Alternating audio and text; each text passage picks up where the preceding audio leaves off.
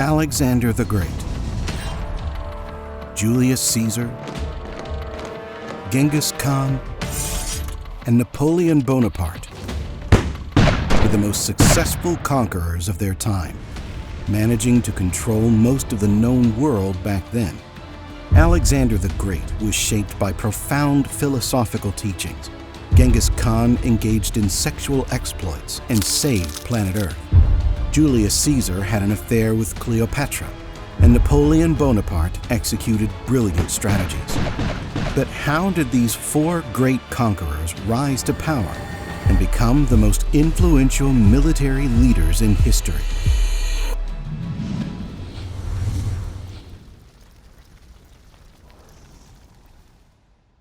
Alexander the Great. In his work, The Life of Julius Caesar, the great Platonist philosopher Plutarch tells a story that paints a good picture of how the minds of the conquerors worked. He says that once Caesar stood in front of a statue of Alexander, fell silent for a moment, and wept. Someone asked him what was wrong, and he replied, "Do you think I have not just cause to weep when I consider that Alexander at my age had conquered so many nations, and I have all this time done nothing that is memorable?" He was 32 years old. A look at Alexander's life tells us that Caesar was not exaggerating. Alexander earned the nickname the Great as a result of his prowess as a military leader. Crowned King Regent of Macedon at 16, he embarked on a campaign that lasted 15 more years, where he never lost a battle, even when his army was often outnumbered. His legacy was strong at the time of Caesar, but even today, Alexander's strategies are studied in military academies all over the world. Alexander was born in 356 BCE to the legendary King Philip II and Queen Olympia of the northern Greek kingdom of Macedon. On the day of his birth, King Philip was preparing a siege on the city of Potidæa on the Chalkidiki Peninsula. Under his reign, Macedon had conquered Thrace and northern Greece, so young Alexander grew up in a sprawling kingdom that had never been so large and wealthy. His education was fit for a prince, consisting of lessons in riding, fighting, hunting, and literacy. According to Plutarch, when Alexander was 10, Philip bought a horse from Thessaly that refused to be mounted. It was a beautiful steed, but it was also wild. When Alexander saw the horse for the first time, he noticed something nobody else had. It was merely afraid of its own shadow. Alexander approached the horse calmly, spoke soothingly to it, and gently turned its head towards the sun, so he could not see any shadows. Then Alexander was able to mount the horse successfully. He tamed it quickly and named it Bucephalus, meaning ox head. It was reported that seeing his son riding Bucephalus, Philip exclaimed, "My boy, you must find a kingdom big enough for your ambitions. Macedon is too small for you." At the age of 13, Philip introduced Alexander to his new teacher, Aristotle, the most important philosopher alive. Alexander proved to be an excellent student in philosophy, literature, and science. He discovered a passion for battle stories and even kept a copy of the Iliad, as well as a short sword underneath his pillow. When Philip left on a campaign against Thrace, he named Alexander King Regent. A regent is a person who rules a country when the king or queen is unable to rule. A group of Thracians from Medes saw that as an opportunity to attack Macedon directly, while the king was out and the regent was a helpless boy of 16. But the young regent assembled an army and countered their offensive, defeating the invaders. Philip was naturally pleased. He gave his son new responsibilities and dispatched Alexander with a small force to subdue revolts in the Thracian peninsula.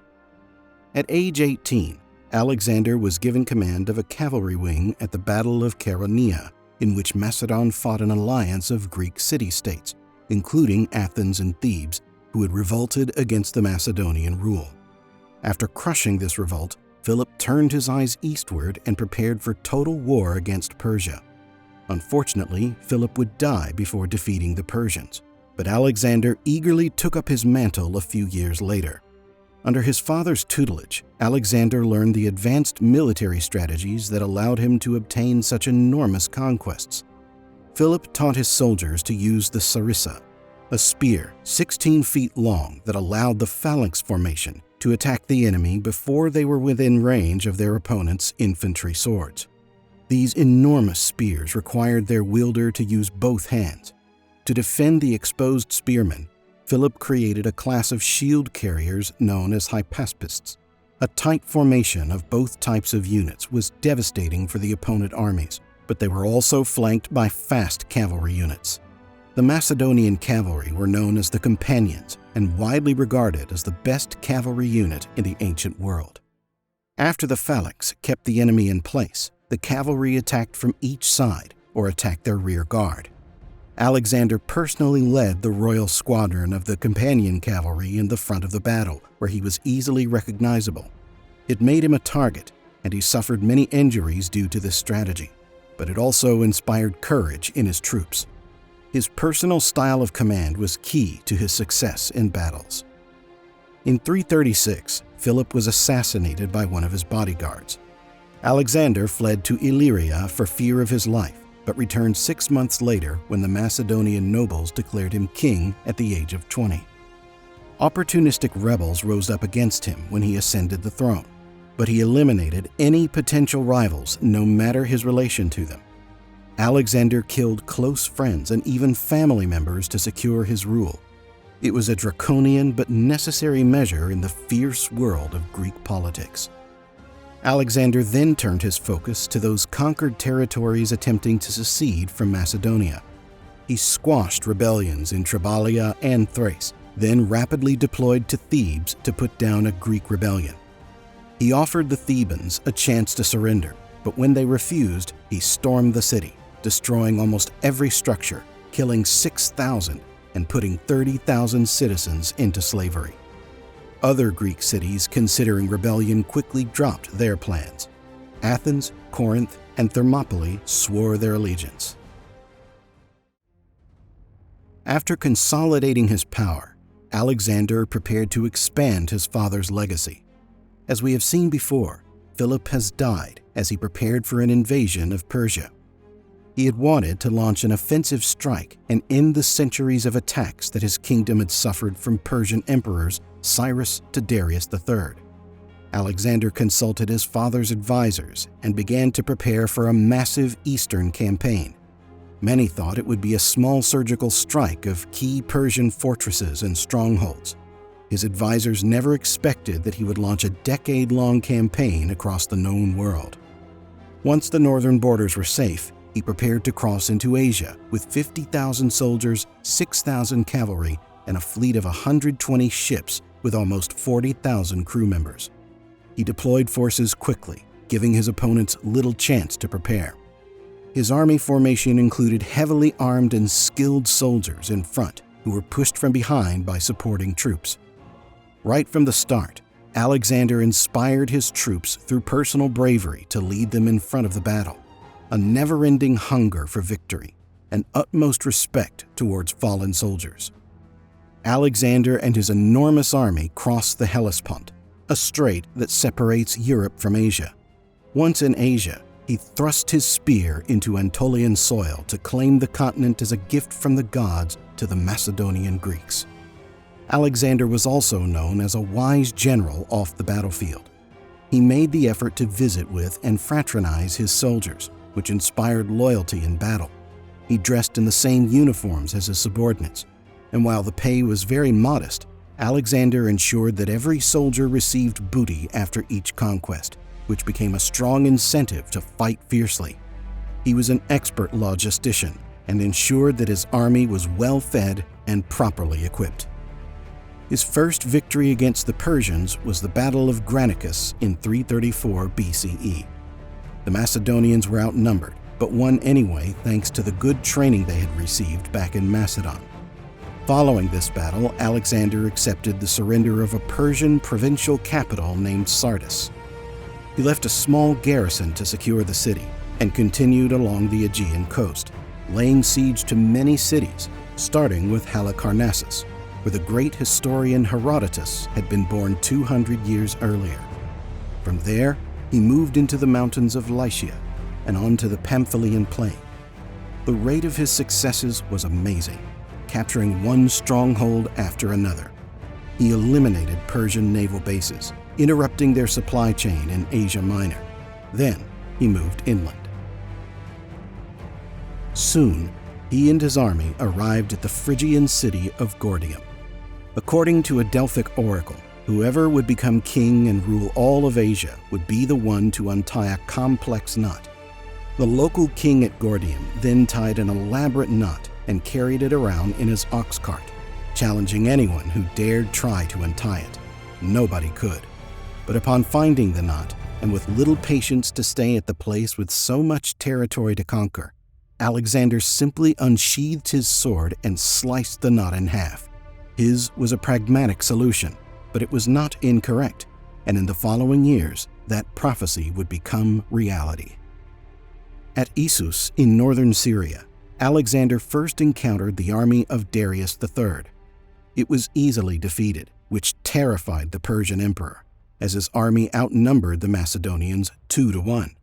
In victory, Alexander's troops killed tens of thousands. Darius fled the battlefield and left behind his mother, wife, and 2 daughters. He attempted to ransom them for 10,000 talents and offered Alexander all the lands that he had previously won in Anatolia. Alexander refused. He also rejected the emperor's even more generous terms of surrender following the siege of Tyre.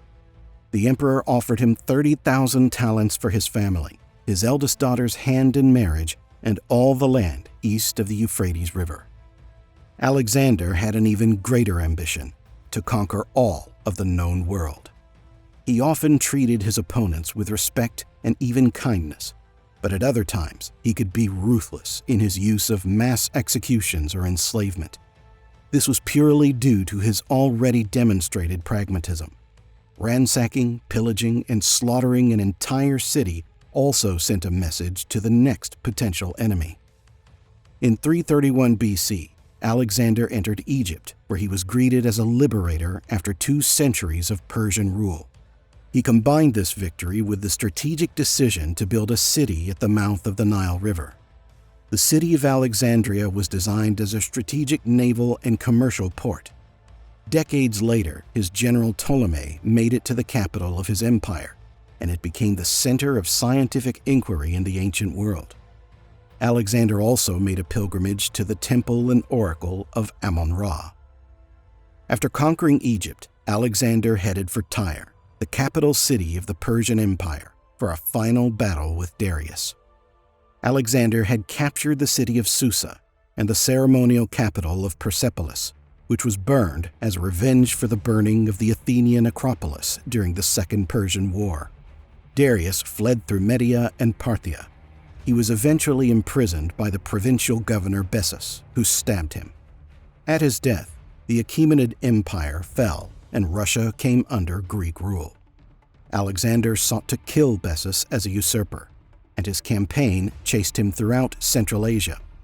He was caught and executed in 329 BC, but not before Alexander founded cities throughout the region, such as modern-day Kandahar in Afghanistan and Eskate in Tajikistan. One of the traits that made Alexander a great leader is that he did not force the Persians into assimilating into Macedonian or Greek culture. Quite the opposite. He assumed Persian garb, ceremonial titles, customs, and court culture. Alexander maintained a flexible policy of absorbing the resources and customs of conquered lands into his military force, and leaving locals in charge of the nascent districts that he left in his wake of conquest. This was actually quite a common governing strategy in the ancient world.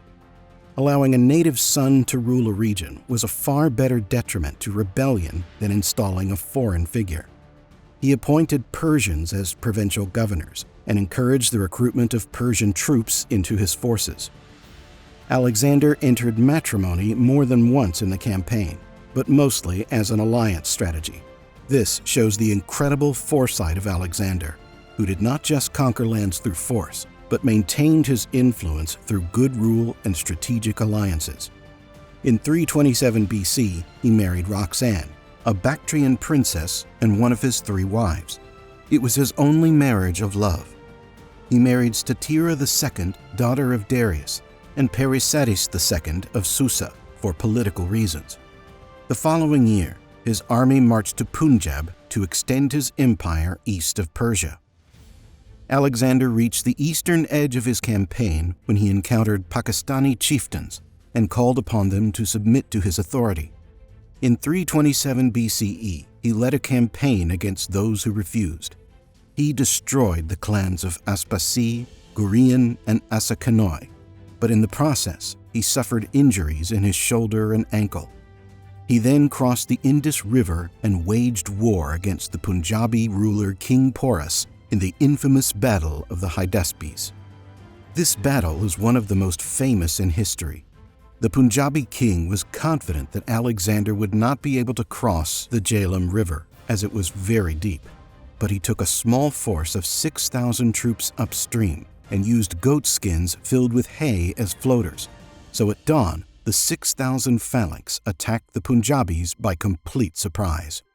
To make this battle more epic, there was a severe thunderstorm at the moment, and the Macedonian phalanxes found themselves flanked by war elephants, something they had never even seen before.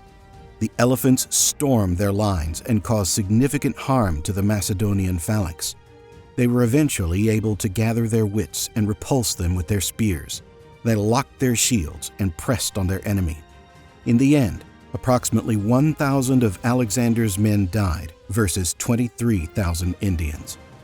It was at this moment that Alexander knew he had reached the maximum extent of his empire. His conquest by then spanned over 24 modern countries, from Greece to Egypt to Persia, India, and everything in between. Plutarch again claimed that when Alexander saw the breadth of his domain, he wept, for there were no more worlds to conquer. His troops were exhausted by this time, after years of campaigning. Alexander had 1,000 ships built in order to ferry supplies and troops up the river back home. On the way back to Macedon, he traveled to the Persian city of Ecbatana to retrieve the Persian treasury. In 324, his dear friend and possibly lover Hephaestion died from a fever. Alexander was devastated when he learned the news. Following his friend's death, Alexander engaged in a session of heavy drinking with some of his generals and allies. He became ill as well, and died shortly after in 323 BC at the age of 32 at the palace of Nebuchadnezzar II in Babylon. His death took his subjects by surprise, and immediately afterwards his generals began fighting each other for succession, finally establishing a series of partial kingdoms in what once was the mighty Macedonian Empire. Julius Caesar.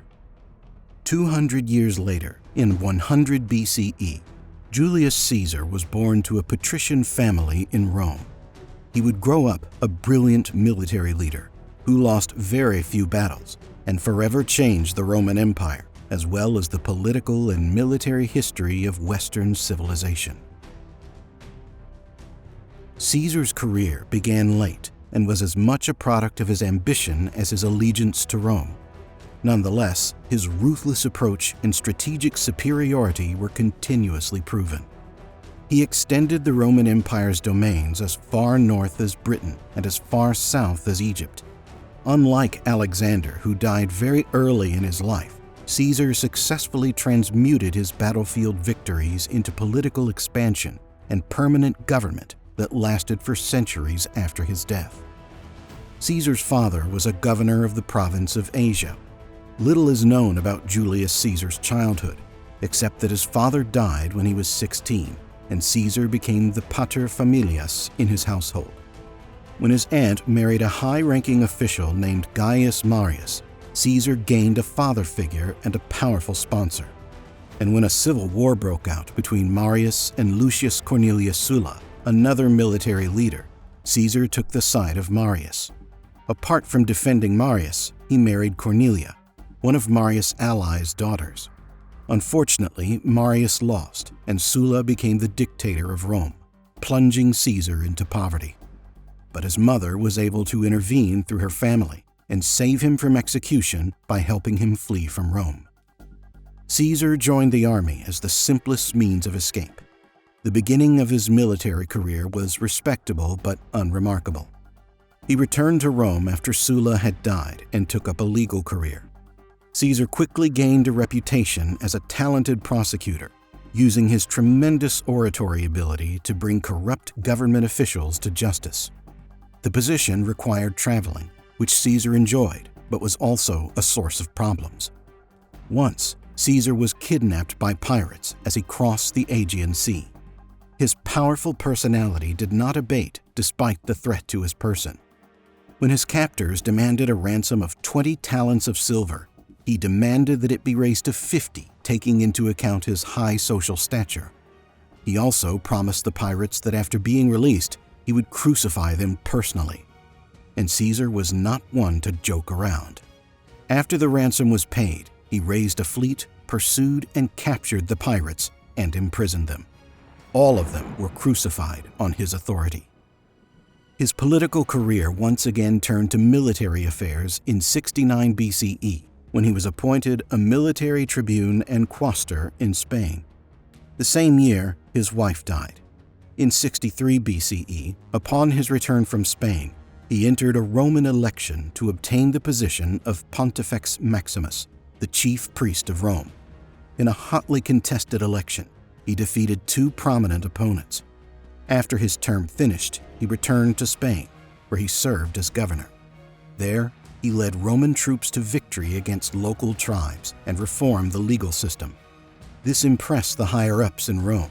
So after Spain, Caesar returned to Rome to stand for consul, the highest magistrate in the Republic.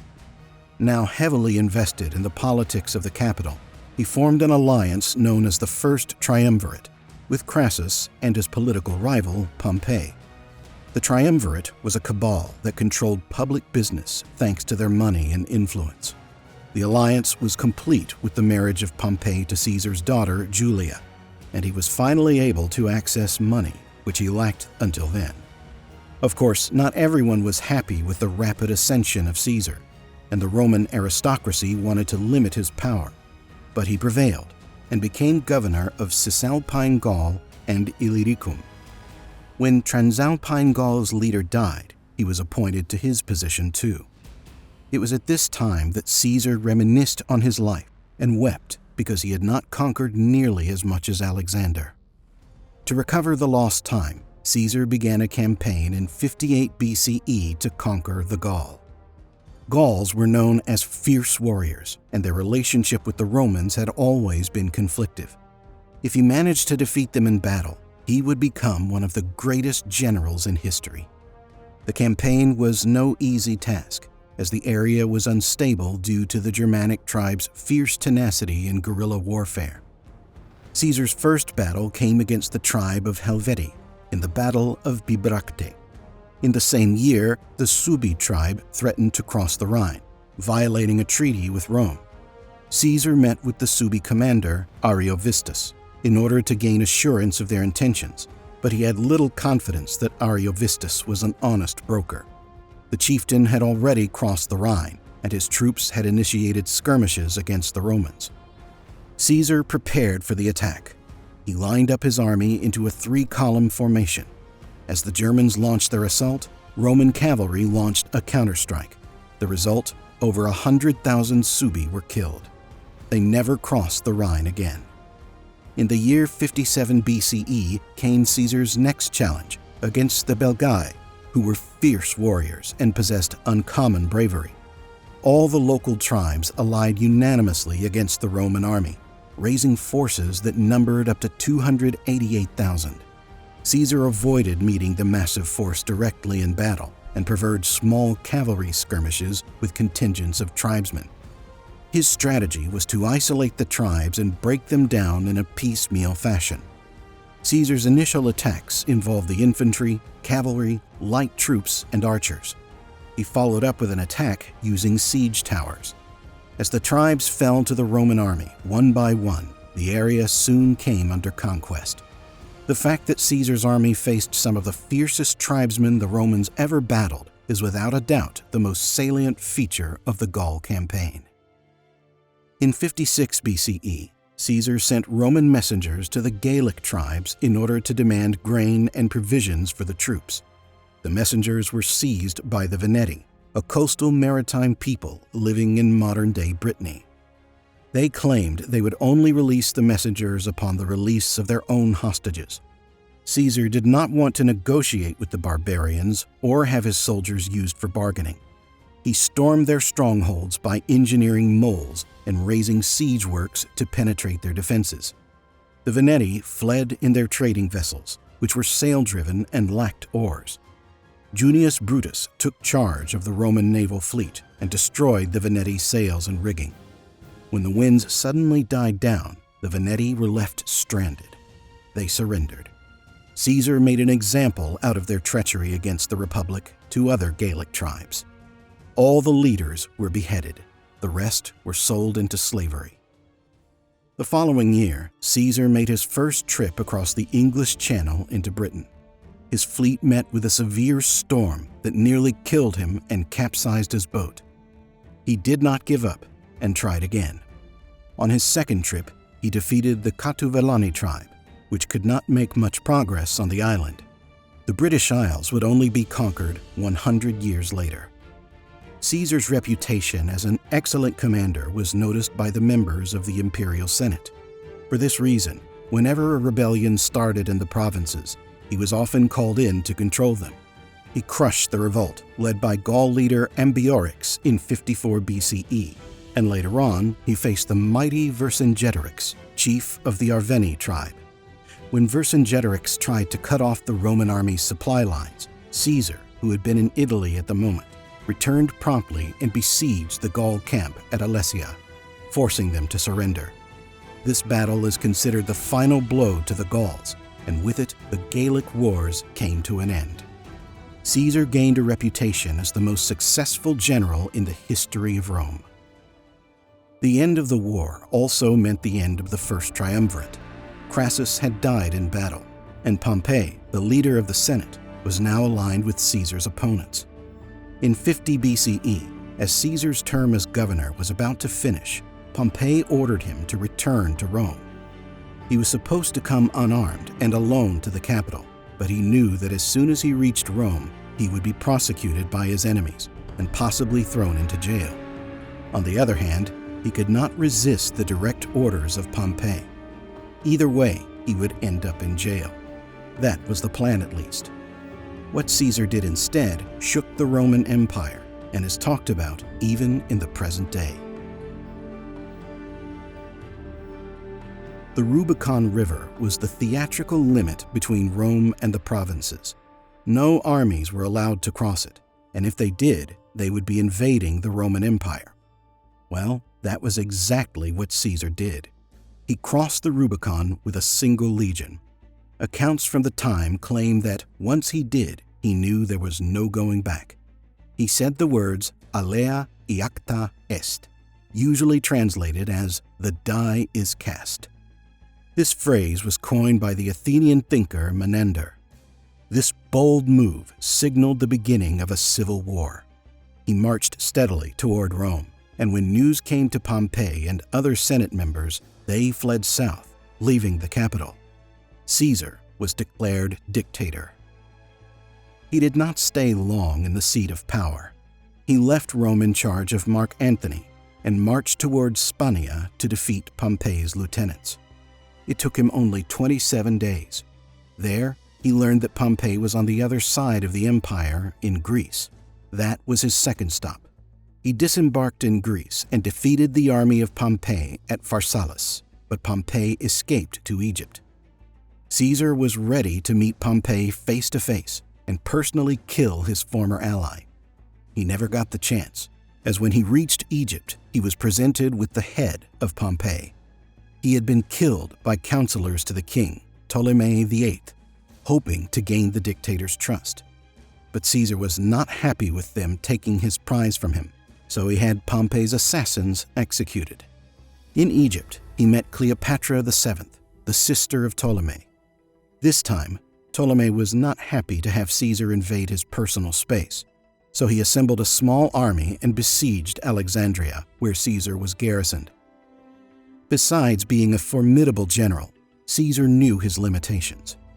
He sent a messenger to fetch his ally Mithridates of Pergamum, who joined him in Egypt. Together, they combined forces of 20,000 men and fought Ptolemy in the Battle of the Nile. Caesar attacked the Egyptians under a shower of spears and overwhelmed them by getting past the Egyptians' pike point with their shields and laying them about with their short swords. Rome won a decisive victory. Caesar now ruled Egypt and put Cleopatra as her brother, Ptolemy XIV, on the throne. Caesar became infatuated with the beauty and intelligence of Cleopatra. They were prohibited to legally marry, but they had a son nonetheless, who they called Caesarion.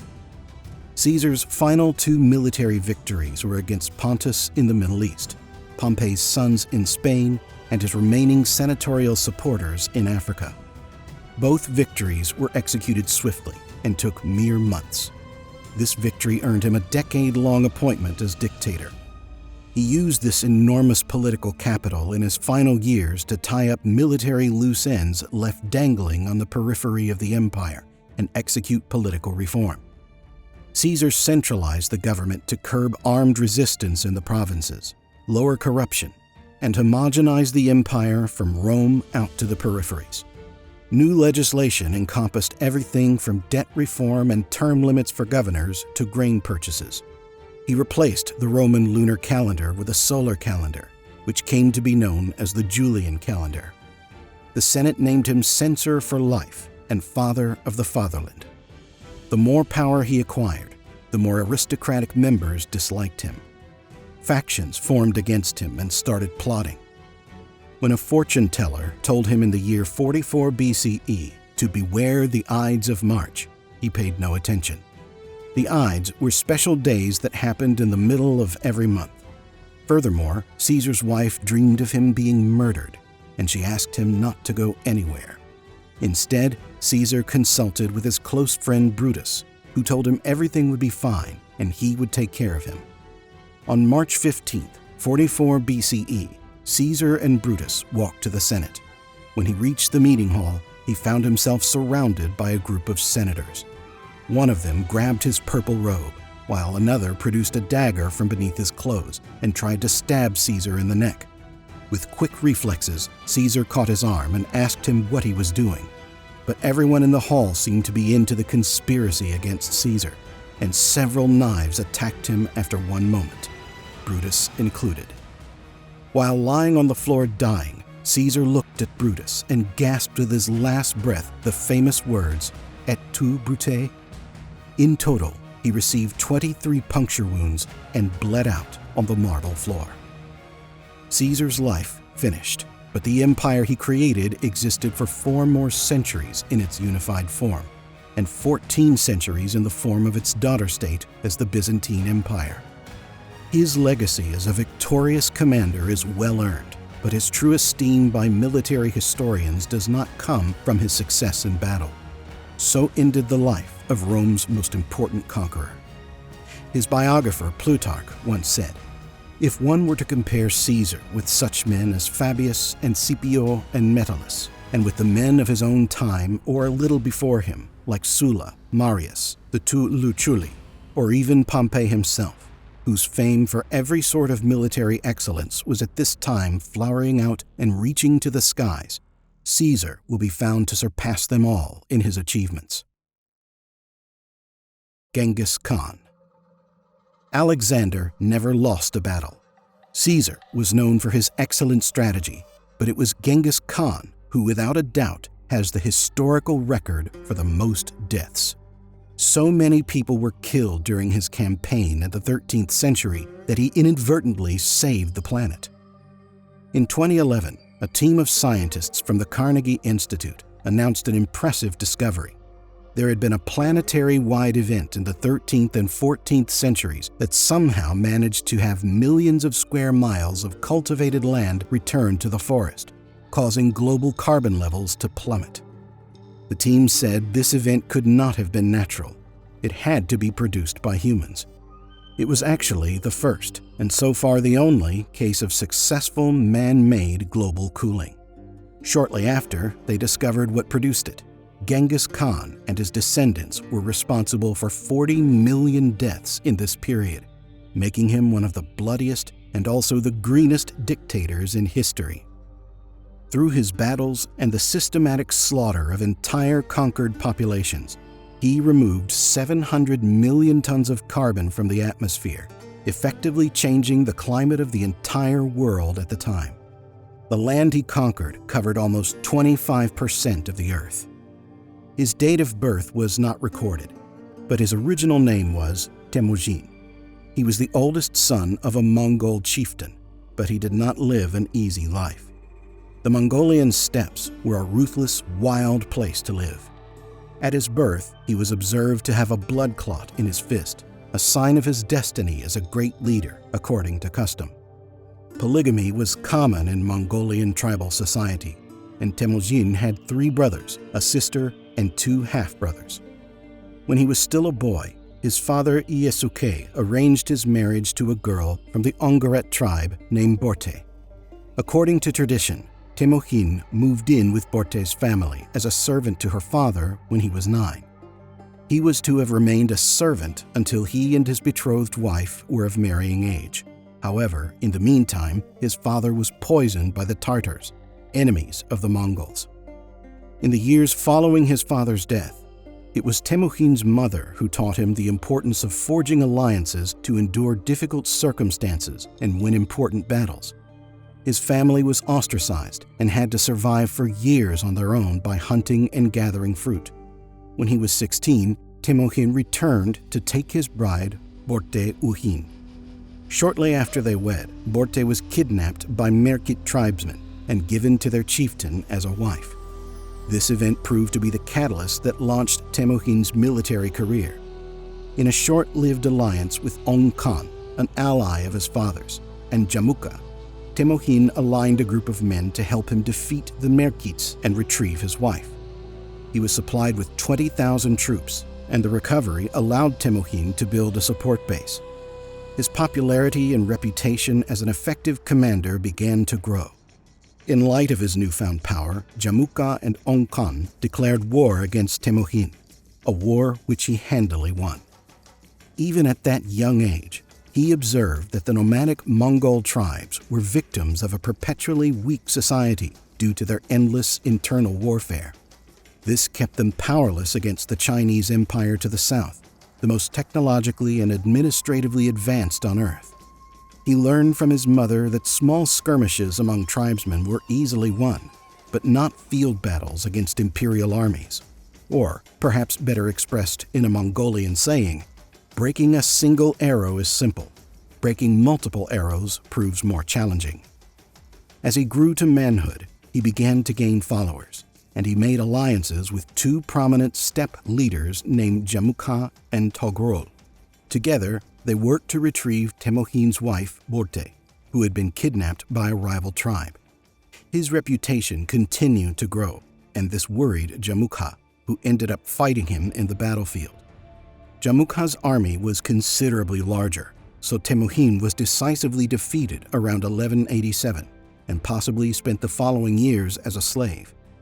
He re-emerged in 1196 and began to quickly gain power. Like Jamukha before, Togrul did not like the fact that Temujin was amassing so much power among the nomadic tribes of the steppes. Togrul launched a surprise attack on Temujin in 1203, making him retreat at first, but later counterattack, overpowering his former ally. Later on, after defeating the Naiman tribe and executing Jamukha, he was left as the sole ruler of the Mongolian steppe. At that moment, he adopted the nickname of Genghis Khan, although its meaning is unclear. Apart from being a military genius, he was a merciless commander. But chief to his success was effective planning through forging alliances and tactical efficiency. Off the battlefield, he reformed Mongol tribal society, laid the foundations of a simple but effective government, and provided enough flexibility in his state for rapid expansion across Asia. And expand rapidly it did, from Eastern Asia to Europe, From Persia to Russia, the empire that Genghis Khan created ruled huge portions of known civilization. Mongolians were a confederation of different nomadic tribes. The most fundamental element of the Mongolian army was the horse. A soldier typically had 3 or 4 horses, which allowed him to travel at high speeds for days without wearing out the animals. A soldier's horse was many things to his rider. It was a means of transportation, a war vehicle, a pack animal, and a source of food and water due to the Mongolian appetite for cooked horse meat and kimis, or fermented horse milk. Mongolian horses were rather small in comparison to other types of horses, and were also slow over short distances. However, Genghis Khan's cavalry units were so lightly armored that they could still outrun their foes. What is more, the horses were durable over long distances, enabling the army to achieve far-flung victories. Due to the high mobility of the troops, the provisions necessary for a Mongolian army to wage war were a fraction of that required by more sedentary enemies in China, Iran, the Middle East, and Europe. They were extremely effective against slower opponents, who were utterly helpless when the fast Mongolians attacked. Genghis Khan's army did not rely on a complex military apparatus, which made flexibility, mobility, and improvisation possible in the most inhospitable terrains. Mongolian warriors were also said to start practicing archery as soon as they could walk, together with horseback riding. Their horses were equipped with stirrups, which allowed archers to turn their upper body and shoot in any direction, even backward. Their recurve composite bows allowed for deadly long arrow fires. Their bows could shoot arrows over 16,000 feet, or almost 5,000 meters, and they could efficiently hit targets from a distance of 750 feet, or 230 meters. Some accounts of their time even claim to have seen Mongol riders hit the wings of flying birds. The Mongolian cavalry was the primary unit of their war machine. 6 out of 10 members of these forces were light cavalry horse archers. The other 4 were heavy cavalry armed with lances. Light cavalry would typically circle their enemies on the battlefield, fire arrows from a distance, and retreat. They would then either repeat the encirclement and fire more arrows, or feign a major retreat and coax their enemies into pursuit. Following this maneuver, the heavy cavalry appeared and charged against their surprised opponents. Genghis Khan's strength was in understanding the power of unity. By the age of 20, he used this wisdom to build an army that set out to destroy individual factions and tribes in what was soon to be his massive Mongol empire. As he conquered, instead of exiling the region's soldiers and killing the survivors, as was commonly practiced, he absorbed each conquered territory into his domain, under his personal rule. This strategy helped him to expand the Mongol Empire quickly and efficiently, making use of all the talents, skills, and abilities available in his newly acquired subjects. Genghis was also a popular figure with women, producing countless children through his many wives and concubines. It is calculated that today, 1 out of every 200 men on Earth are directly descended from Genghis Khan. His numerous descendants are the result of him fathering countless children and his sons continuing the practice. His firstborn son, Joki, had 400 legitimate sons. His grandson, Kublai Khan, had 22 sons. In war, he had 2 primary directives: dominance and unity. Any tribe that refused to unify under his rule had its leader and sometimes the entire tribe destroyed. The Khan set up an information network of advisors, spies, and strategists to gather intelligence on rival factions intending to challenge his rule. He used that information to implement smart, effective military and political strategies to cut down rival power bases.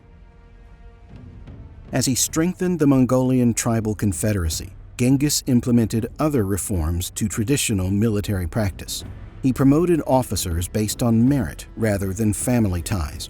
He created a strict meritocracy in which success and loyalty were rewarded. Due to his policies, tribal or ethnic divisions did not form in his ranks. ending the feudal alliances that engulfed medieval Mongolia. As Alexander had done almost 2,000 years before, he offered incentives to warriors for their allegiance in the form of plunder. Above all, Genghis Khan is known as a brutal commander who utilized psychological warfare for conquest. For example, he avenged the death of his father by obliterating the Tartar tribe responsible and ordering the death of all their males shorter than 1 meter, a wide-scale act of child slaughter. Legend goes that upon defeating the Tai-Chiut tribe, he boiled the enemy chiefs alive. Upon conquering the Khanate of Mongolia, he implemented a policy in which his soldiers ransacked towns to spread fear to the cities.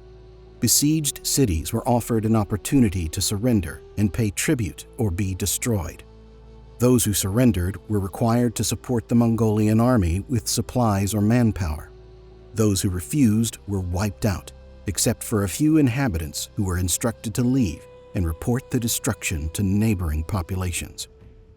He did not rely on brute force alone, but on intelligence reports from his extensive spy network. His descendants spent years preparing their conquest of Eastern Europe by gathering reports on topography, the Roman road network, and populated settlements. His soldiers were well supplied despite their basic provisions. All soldiers were furnished with full battle equipment, including swords, spears, and shields, along with generous food rations and extra uniforms. The cavalry carried body armor, battle axes, and a lance. Saddlebags were waterproof and inflatable to prevent drowning on a river crossing. The Mongols had a complex signal system of torches, smoke signals, and drums. The afterguard consisted of numerous supply wagons, physicians, accountants, and even spiritual guides. The Khans slowly gained control over all of Mongolia, partly through military conquest and partly through diplomacy. After spending a decade consolidating the state by subduing rival clans and tribes under his rule, Genghis Khan looked beyond Mongolia to China and the Jin dynasty. The Mongolian steppe was not a fertile location, and the nomadic population was susceptible to starvation. China was therefore an important target due to its extensive rice fields. When the armies met, the Jin army sent a messenger who promptly defected and gave up intelligence. At Badger Pass, the Mongols killed thousands of the Jin soldiers. They then sacked the Jin capital of Yanjing, modern-day Beijing. The Emperor Xuanzong moved south, abandoning the northern part of the kingdom to the Mongols. The western portion of the Mongolian Empire extended to Lake Balkhash. Genghis now looked over the horizon west to the Caspian Sea and Persia, preparing for the next stage of conquest. Newly conquered subjects were allowed religious freedom in his empire, allowing various religious groups to rise high in the military and political hierarchy. Genghis Khan also allowed free trade along the Silk Road and provided security along the route. It opened a travel artery that connected Southeast Asia to Central Europe, planting the seeds for a primitive medieval global economy. This was the route taken by Marco Polo, when from 1271 to 1295 he traveled overland from Italy to the court of Kublai Khan, Genghis Khan's grandson. During his 20-year military campaign, much effort was spent on westward expansion.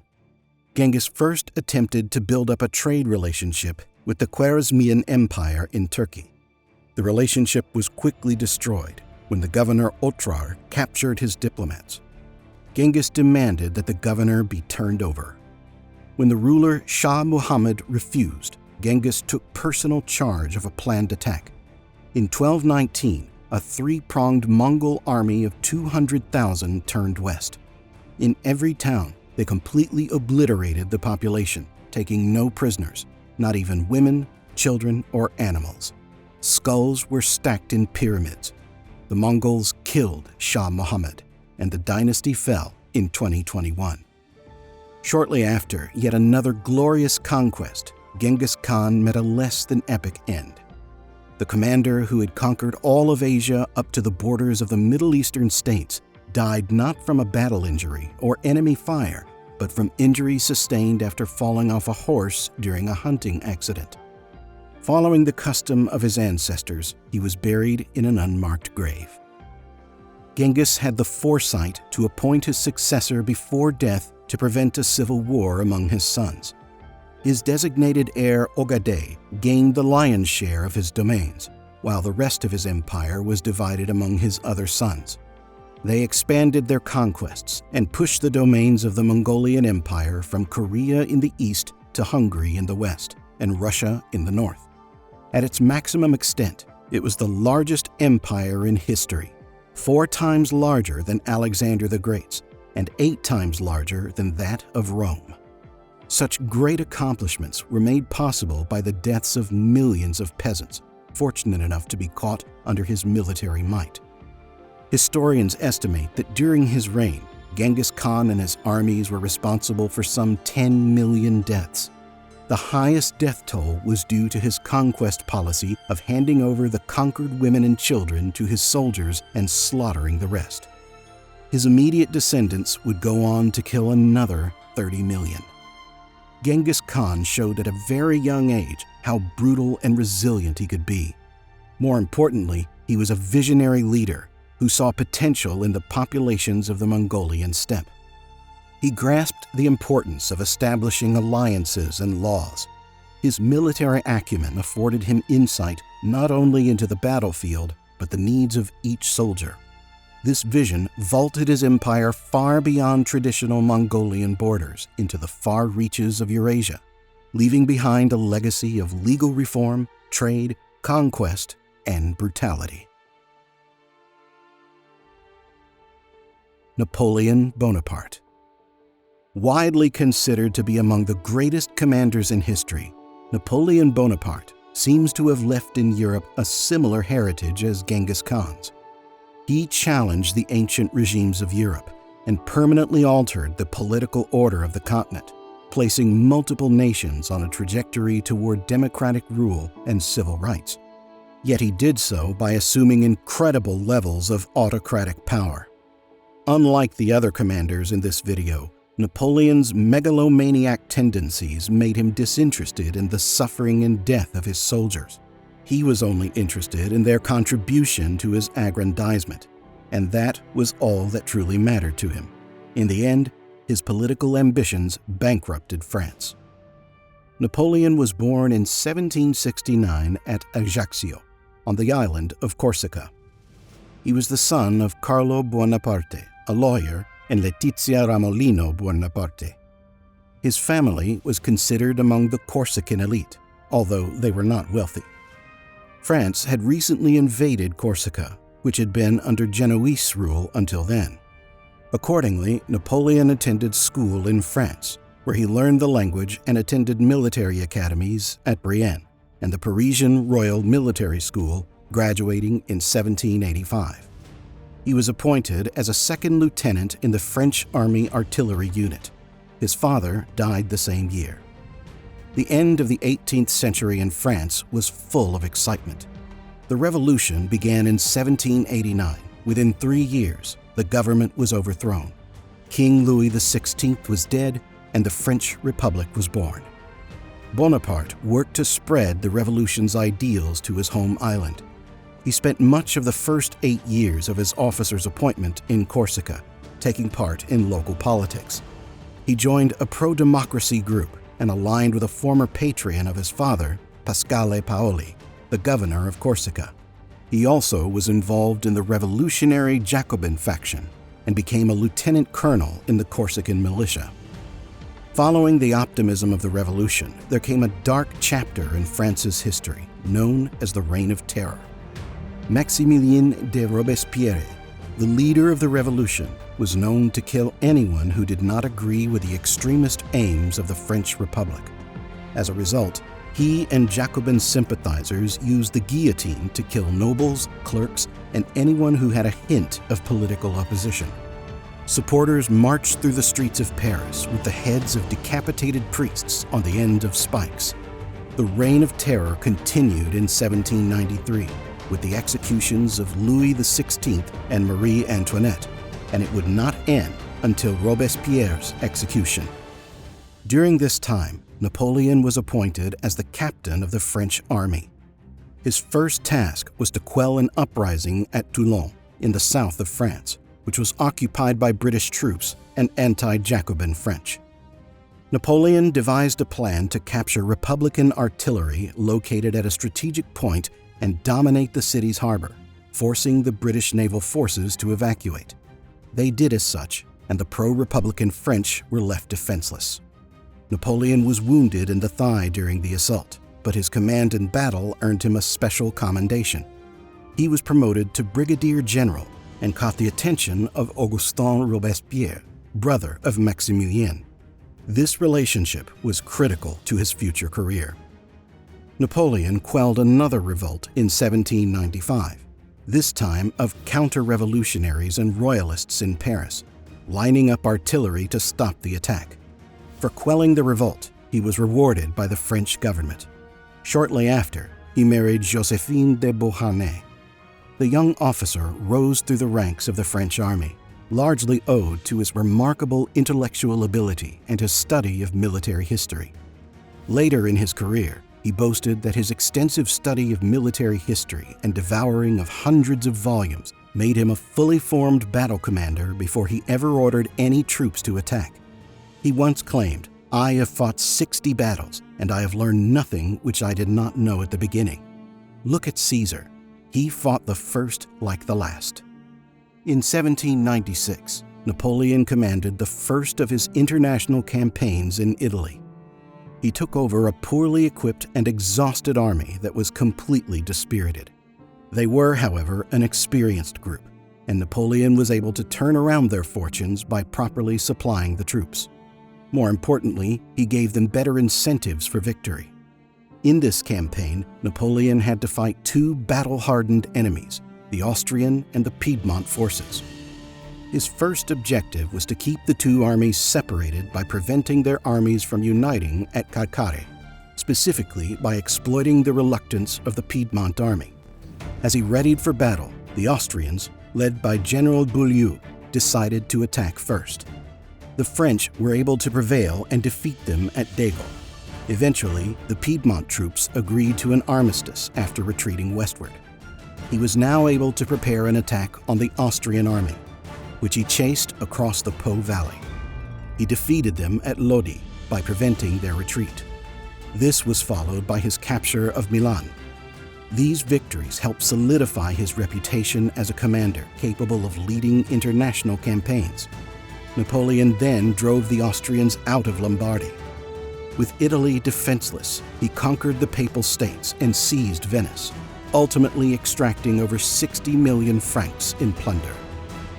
The terms of Austrian surrender in the Treaty of Campo Formio included taking control of the Austrian-controlled Netherlands and the conquered portions of Italy. The French also took control of the Holy Roman Empire. In 1798, the 5 directors had considered invading England, but Napoleon convinced them to invade Egypt and cut off English trade routes instead. Napoleon defeated the Mamluks, a provincial Ottoman-backed dynasty that essentially ruled Egypt at the Battle of the Pyramids.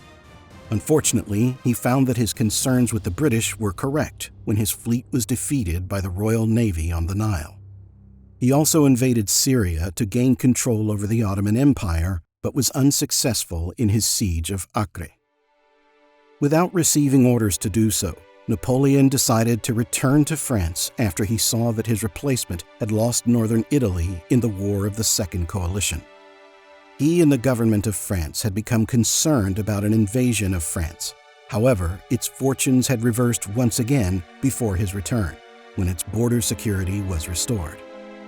By this time, Napoleon was unquestionably the most popular figure in the country due to his meteoric rise and sterling military career. He was recruited by one of the French directors, Emmanuel Joseph Sieyès, to overthrow the government. Sieyès thought that with Napoleon's help, he would become France's leader. But Napoleon was able to maneuver into being elected as first consul. He assumed legal power as well and wrote the so-called Constitution of the Year 8. He was now the leader of all France. Napoleon instituted drastic and far-reaching reforms to the French government. He created a centralized banking system, a university system, tax reforms, and public works. He also created the Napoleonic Code, which institutionalized many ideas of the French Revolution by weakening the power of the aristocracy and feudal tradition. It removed birthright privileges, established freedom of religion, and established career placement in the government bureaucracy based on merit. Napoleon also reconciled his state's extremist secular tendencies with the Pope. Although Napoleon himself was not religious, most of the French were Catholic. He negotiated a concordat that improved relations, while at the same time theoretically giving him more influence in the church within France. Napoleon returned to Italy in 1800 to once again defeat the Austrians.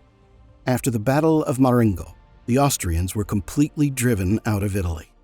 In the Western Hemisphere, however, the French faced an unexpected uprising in the African slave-dominated island of Haiti in 1803. Napoleon decided that defending any French territory in North America would be almost impossible. He resolved to sell the Louisiana Territory to the United States, thus filling his treasury and preventing his resources from being overextended across the globe. In 1804, a plot by the House of Bourbon was uncovered to assassinate Napoleon.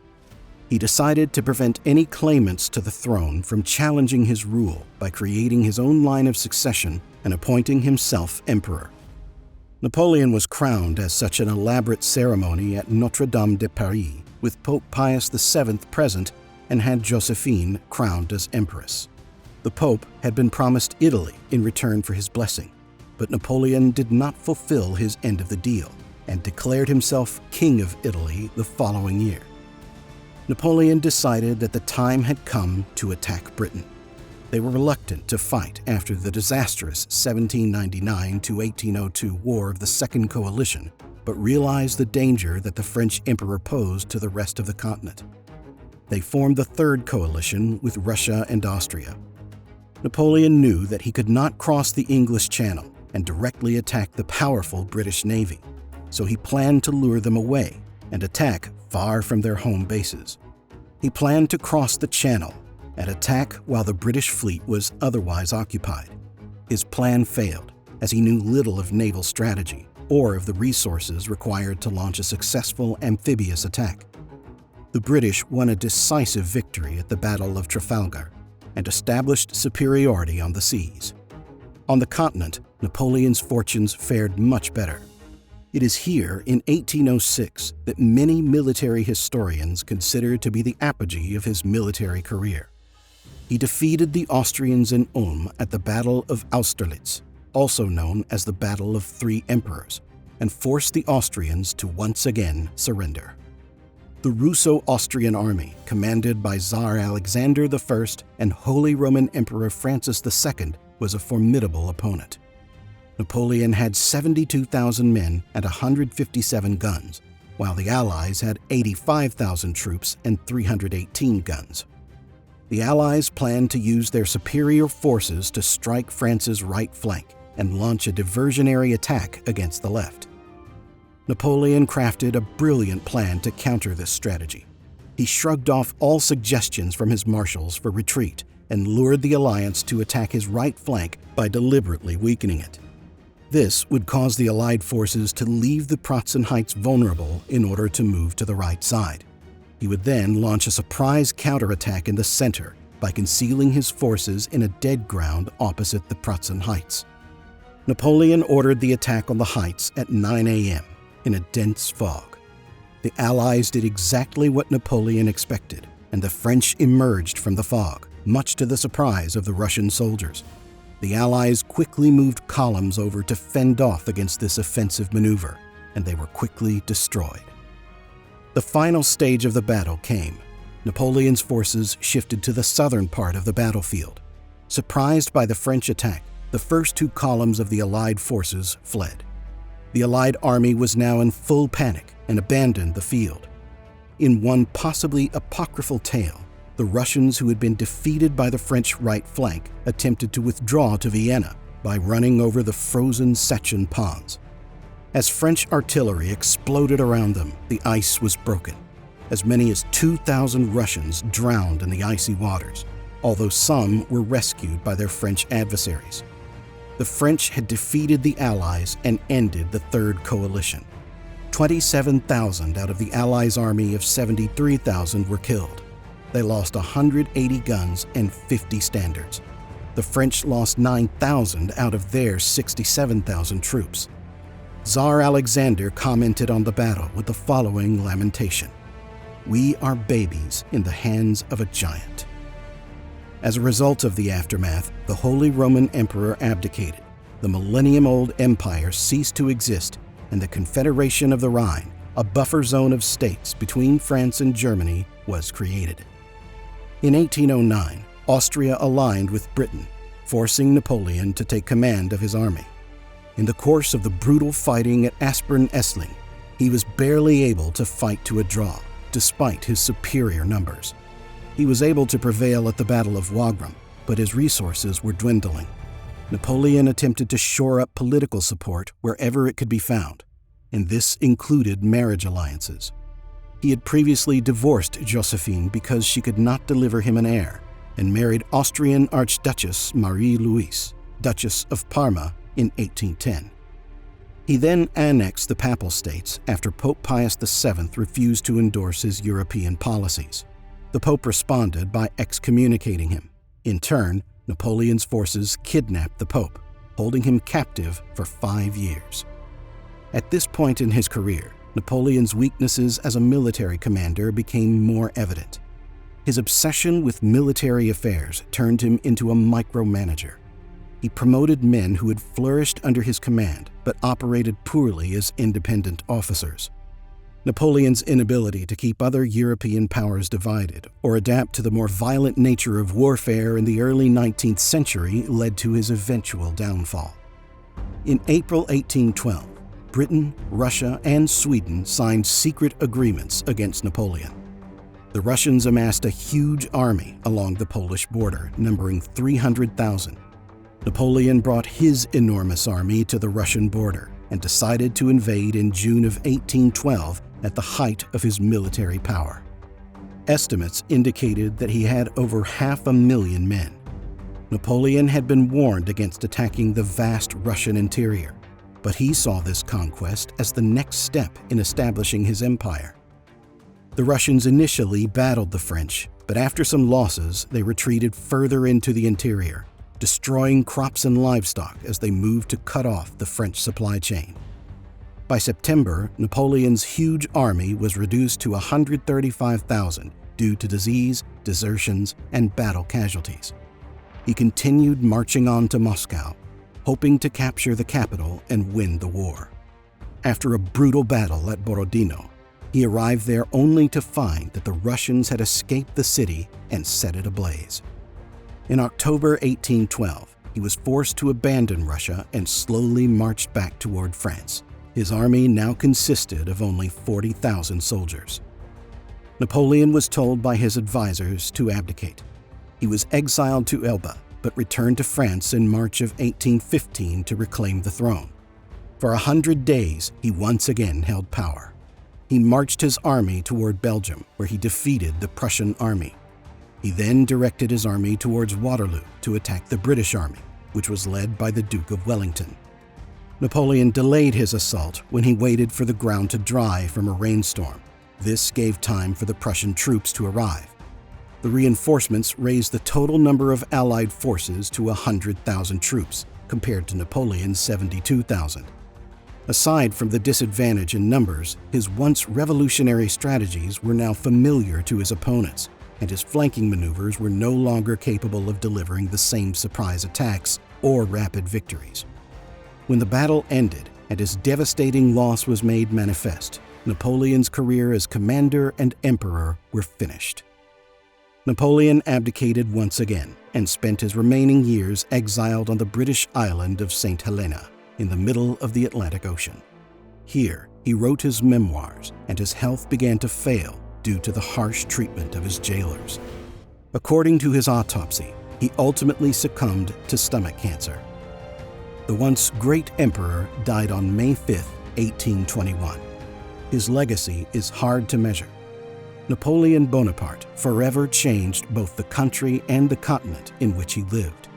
As both a brilliant commander and tactician, he established a legal code that is still used to this day, adopted the metric system, terminated the Holy Roman Empire's millennium-long influence on the European continent, implemented religious emancipation, and permanently curtailed the power of the French aristocracy in favor of its citizens. However, he couldn't achieve his grand strategy of building a French empire that would control Europe and the Middle East. His accomplishments in life were nearly unparalleled, but they could never live up to his incredible ambition. We may never know what would have happened if Alexander lived to an old age, or if Julius Caesar would have listened to his wife and not gone to the Senate in the Ides of March. What we do know is that the larger an empire is, the more difficult it is to manage it and keep it unified. Ambition is what drove these conquerors, and ambition is what eventually became their undoing. Perhaps their most important legacy is the historical teachings they left. If you like this video, give it a thumbs up and share in the comments what is your favorite conqueror. Keep your minds open, and until we meet again.